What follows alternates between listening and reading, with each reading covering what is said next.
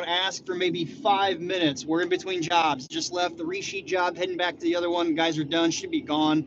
Left there a while ago, had to get some decking over to this crew over here. These guys, they're totally under control. We'll be close to finishing tonight.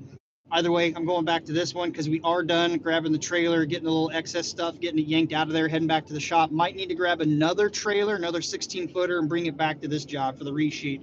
This resheet job, we're down to one side of the garage dormer and a bay window. They're bringing the top across. It's all decked, just about dried in as I was pulling out of there. So I figured I'd go live for a quick minute. Once I get to this next job, back in, wrap this up, get loaded up, get it to the shop, get the next trailer back to the guys, wrap up. So I want to give you guys any chance out there. By the way, there's a few people I want to give a shout out to. I haven't had a chance to send you a quick message, but want to see how you're going. One of you in Northwest Indiana, shout out. Another one, what was it? Utah, Nevada. I can't remember where he was. No, it was Iowa or Wyoming. I think it was out in Wyoming. I can't remember. I got to look at my messages. I got a lot of messages and emails. But anyway, trying to do what I can to help those that need help any way I can with whatever I know. Not saying I'm perfect and I know it all, but I am probably a little more knowledgeable in some areas than new guys coming into the industry. So if you got questions, ask. Drop a comment. Go to the About page, find the emails, email me. Can't guarantee I will reply, but I do my best. I just replied to one last night, waiting on a response from him. I'll do what I can to help you guys. If you got any questions while I'm driving to the next job, like I said, I'm getting ready to come up to a stop sign here and have another couple miles after that. That'll wrap this live up. Got to keep moving, pressing forward. Tremendous progress today. It's been a beautiful day. For this time of year, we hit just into 50 degrees with the sun in the latter half of the day. It's been beautiful for February. Any questions? Looks like there's only a couple of you in watching currently. Where's chat? I don't even know if anyone's messaged. Not too many of it, but it's an odd, impromptu time here. There's chat button. Chat filter, community, moderate. Where's chat? Just bring up chat.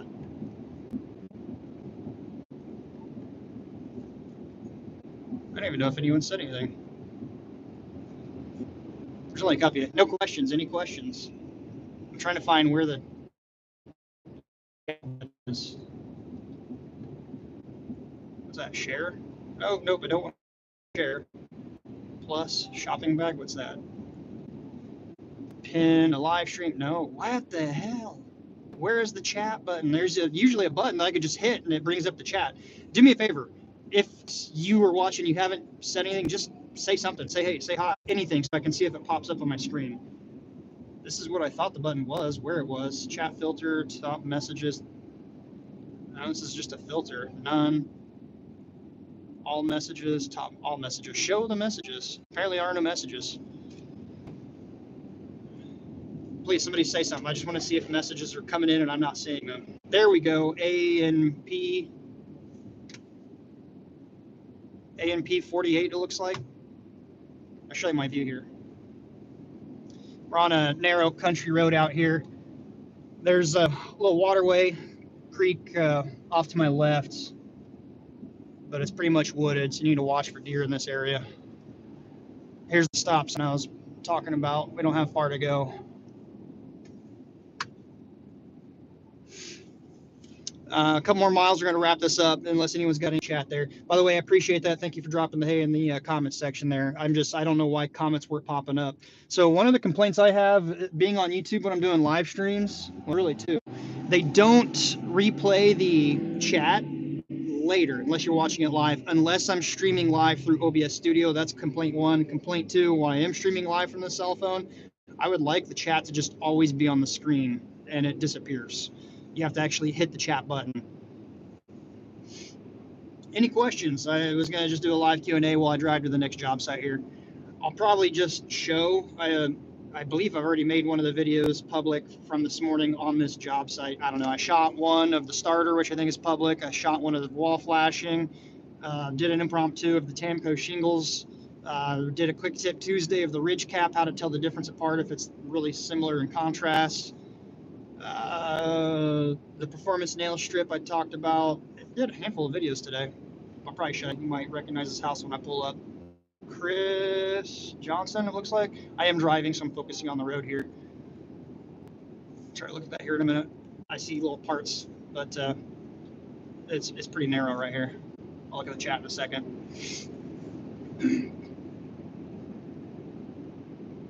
Get up over this hill. I'll be slowing down into a neighborhood. And I'll definitely glance through the chat before I wrap up here. I'll get to that in just a minute, Chris. It's been a really nice day for this time of year. After coming out of below zero for weeks, I mean, this metal job we just wrapped up on, it was like 3 weeks. From quoting that Friday to the weekend, here's the neighborhood. It spit freezing precip, froze over the roof. It was a nightmare getting started. All the paper was covered. We had a heater going inside trying to melt it off. Then it just frosted over. It snowed. It was below zero. Wind chills were negative 10, 15 degrees. It was just nasty, but we finally got it done. It's all wrapped up. All right, we're in the neighborhood here. I'll pull up around this corner and I'll read these quick comments here, show you the job, move on. Workman Drilling, one of the better drilling companies, well drilling companies near a homeowner's home now, blocking the trailer.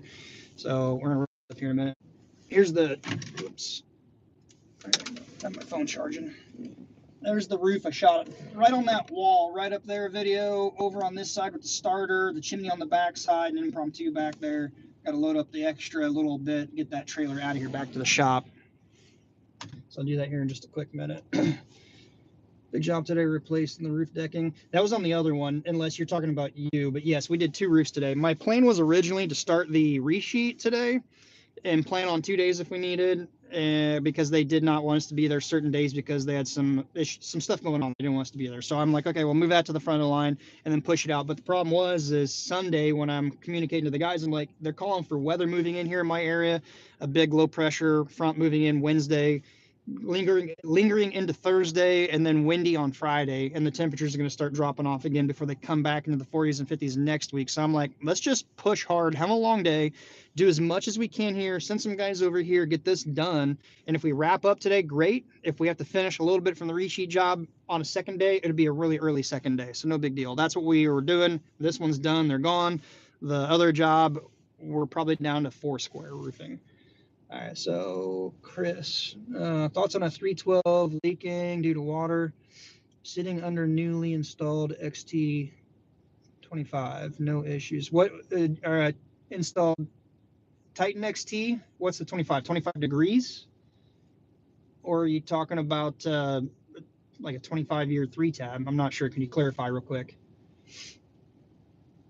Certainteed XT25. I'm not sure what Certainteed XT25 is. Is that a 3-tab shingle? Because to my knowledge, Certainteed has the Certainteed Landmark and Certainteed Landmark Pro is their mid-grade.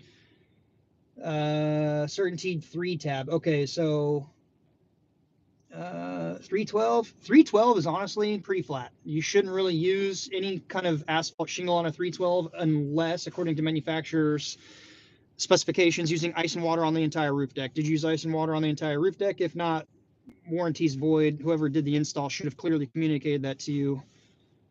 You did use ice and water? Okay, so where is it leaking into your attic area, or is it, let me pull over out of the way for this car here. Is it just getting under your shingles? Can you clarify that real quick? Due to water sitting under newly installed XT, no issues anywhere other than that. The eave near the pipe. So it's near a pipe boot. Certainty just 3-tab. Yes. So into the attic area by passing through nail heads. Chris, by chance, did you send me an email recently? Because I haven't had a chance. There's somebody that might be you, or it's a similar issue I haven't had a chance to respond to.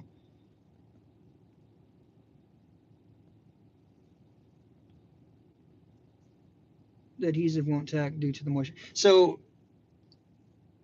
you shouldn't rely on an adhesive to seal anything, whether moist or dry. Okay, that wasn't you. All right, so I'll still try to get back to that other person because I try to respond when I can, time allowing. So, Chris, if you got pictures of it or any further detail, if you can, send it to one of the emails. I think it's like Grand Roofing Inc. Kokomo, maybe it's Grinder Inc. Kokomo. Just checking the about page, you'll see a couple of emails. There's one for like sponsor inquiries and then one for just general. Don't hit them both because that really annoys me. A lot of sponsor people, I think it's bots just chatting both, and I just delete them. I don't even read them. I'll glance at them. If it looks like it's an advertisement pitch or a scam, they just get deleted. Because unfortunately, to help a few, I got to weed through a bunch of crap. So I really wish you wouldn't have tried to go to a 3-tab. I understand. Well, did you do it or did a contractor do it? Let's start there real quick. I do have to wrap this up pretty fast. I mean, I'll still go a couple more minutes if you can type quick here. So typically a contractor, if a homeowner wants to save by using a 3-tab, any contractor installing 3-tab typically charges more on their labor. So they could tell you it's all play on words and numbers. Yeah, I'll install it. It's cheaper, but they tack more onto the labor because issues like this arise. It's not a good product. It's not going to last. It runs into issues. If there's valleys, you got to back down. Just kind of a mess. Oh, you're a roofer in Atlanta. Okay. So something you did and it's got an issue. You're looking for advice. I mean, still, I'll try to help you if I can, whether it's a homeowner, DIYer, contractor, it doesn't matter. So if you're trying to save your customer money, just steer them towards dimensional shingle. You're going to have less headache.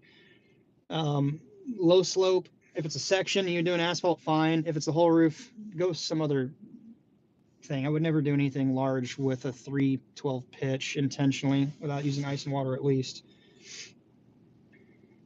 The existing home is a 3-tab. Were you just tying into it? Okay. So water surface tension can do some weird things. When you're getting into a lower slope section, sorry, I'm looking at the angle this way, steeper versus low slope. Low slope manufacturers obviously probably know 412 and up to maybe a 7, 8, 12, and then 8 to a 12 is considered steep slope. Anything below a 4 to a 3 with ice and water, anything else lower than that's way too low. So the lower slope you go, water surface tension wicks in and up and under. So 3-way or 3 tabs, you have way more slits in that for water to run laterally. So near keyways, staggers, did you do a 5-inch over or did you half tab it? 2 spoons, appreciate it, thank you. Yes, just respond to the pipe boot, this scene. So with your pipe boot, how far under did you run your shingle before you put your pipe boot on? That's a crucial thing. So it's not really more, a lot of the issues I see aren't because of a poor choice of material, it's because of poor install. And don't take that the wrong way. If this is your pipe coming up right here and your low side's coming down, the shingle needs to get past the high side of the pipe minimum at that right here or higher before you put your pipe boot on. I may have one. Let me look here real quick. Yep, I do, because it was an extra from a job we just went to. So when your pipe boot comes up, before you shove this down, if you don't have shingles under far enough, when you come over the side right here, that headlap is down too low and you get water wicking off of this, it's not going to be good. You really need to get your shingles up past that pipe boot, the high side right here. That way any water coming off this little itty bitty little flange here, it will actually come off onto a shingle, not your roof deck or your paper or your ice or whatever, and work its way down under your shingles. Same on the lower edge of your pipe flashing. I don't have a problem nailing it off down here, but you don't want to nail the bottom edge or the outer edges here because water surface tension coming down this lip wicks up under, comes off this bottom, especially lower slopes, 412, 312, it'll wick back up under. So pull them up and pull them in. 1 hidden right here, 2 kind of hidden on the edge where the water diverts around, not onto the nail, seal them over, that's fine. Screws are even better. Get into a lot of big debates with people like that, but water surface tension, low slope, it'll wick up under. So check those things first. If you can get a picture of it and email it to me, I'd be glad to check it out. If you have a photo of it, do it tonight. When I get home later this evening, I'll try to check that. 5-inch over with ice and water. Make sure this person's not coming out here. Okay, you're just repairing the pipe, but you didn't do the roof install. That's fine.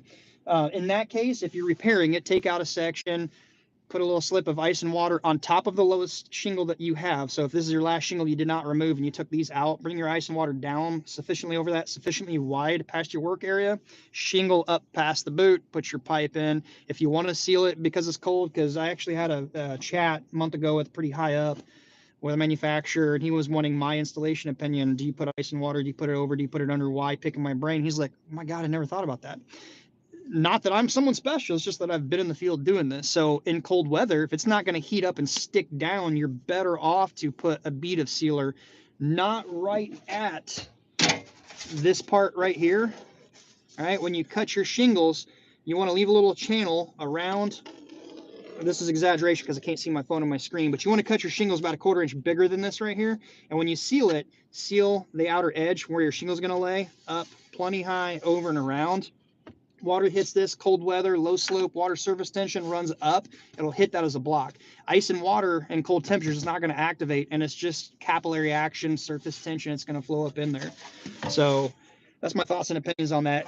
To clarify the ice and water, he's like, do you go over, do you go under? Well, if you're going to go under, great. Run it under your pipe boot on top of the lowest shingle that you left, and come out plenty far wide off of these flanges and high enough where if water does back up, it's going to be on that. But what his thing was, should we put it over? My opinion, if it's cold install, go under, close to your pipe boot, and come out plenty far, because you're going to have water flow off of this. You're going to have it catch little corners, whatever, if you're not nipping them. And if it's cold weather, it's not going to stick. So temperatures of your installation, or predicted temperatures in the near future, can be a big factor in, do I go over, do I go under, do I use a sealer like 4500 black, or do I use ice and water? Cold weather, I'm not a fan of ice and water. Seal it. By the way, don't seal the granule side that comes in contact with this. It's better to go under, because that heat expansion of the aluminum is going to be different from the shingle. It will expand and contract at different temperatures. If you put it right at the edge of the shingle to this, it's bound to break. What will happen is it'll bond to this better, and over time you'll see it break off of the asphalt. So it's better to seal up the aluminum under the shingle. It's not going to have that issue. Even if it does break, you've caused a ridge, no different than a hemmed aluminum pipe boot, pressed and embossed, where it just raises the profile up. Even if it's stuck there and broke free from the shingle, the sling above it right here, it still caused a channel due to surface tension. It won't back up farther, it'll run down. All right, so hopefully that kind of helps clarify. We're at 16 minutes. I only wanted to go about 5 to 10 on the drive here. We're losing light. I need to get. Appreciate it if you guys could give a quick thumbs up. You like this kind of Q&A. Comment real fast before I go, or later. So you want to see more of it, I'll try to dedicate more of it. One of my things I want to do this year in 25 was for the member section. I'm not talking an exorbitant fee, just something to show that you guys do get value out of it. I don't know, $2, $5 a month or something. And I will dedicate certain days of doing live Q&A for whoever wants to chime in that's a member. Pick my brain, whether it's business, installation, managing a crew, finding a crew, paperwork, tax stuff, tax efficiency, how to invest with what I've done, whatever. If you find value in that, comment down below. Say, hey, it's a good thought, whether you're watching this now or later. It's something I really want to consider to do. I just haven't had time to get it completely set up. I've actually got it activated. I just don't have any tiered things in there. So I find big value in it. I subscribe and am members of other channels, whether it's in crypto trading or business. There's a handful that I support, even when I can't chime in all the time, just because what I have learned from them is so valuable and helped me get to where I am. I can name a handful like Mark Moss, Toby Mathis, MJ Kohler, tax guys, business accounting, business, great content. You can learn a lot. It's almost like a skip line, the easy button. They do exist, all right? You go to a theme park and you watch these crazy lines and you're on a budget. There's nothing wrong with that. You might ride a couple of your favorite rides, but if you get that fast pass, you're going to pay for it, but you get to experience a lot more rides. Same thing with business. You can shortcut it. You can grind it out. You can learn the hard way, or you can learn from others. Not just every guru out there. They're out there to sell you. I guess point being is you can go to the library, you can read the stuff for free, you can pay some people and get the great nuggets real quick and save a lot. So 2 spoons. You can do roofing inspections for hail and wind. Do I do them? Yes, I do. Do I do a lot of them? No, I don't door knock. I don't do storm restoration. I do deal with insurance companies. I do hail inspections, but I'm not a salesman that relies on door knocks. I get emails coming in. I get people calling me that I take phone calls. Again, I'm not knocking that. It's just not the way I do it. And I see a big shift in the industry. So if you can elaborate, maybe I didn't read it all. Inspections for hail and wind. I'm pretty experienced, but can always learn. Do more watching those. No, so I'm probably not your guy for that. Can I identify hail? Yes, but I will tell you, every insurance company is going to love my opinion of hail damage. Storm restoration guys will try to say anything and everything is hail and wind. File a claim, file a claim, file a claim. And if it goes through, great, you're a hero. And if not, the insurance company's the bad guy. The homeowners are upset and pissed off.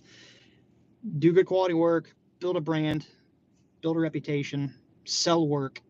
not passing on it. I did a handful of hail stuff, hail claims last year, but that's not my bread and butter.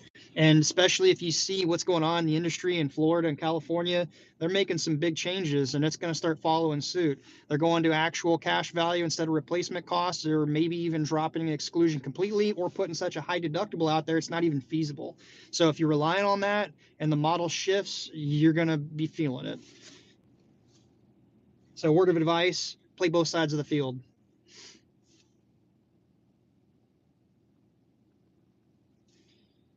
Okay, I appreciate that. All right, well, on that note, 2 steps, I appreciate it. If you guys could give it a quick thumbs up. There's about 16 of you in here. Appreciate it. It does help. It does help support the channel to get out to other people that are trying to look this up.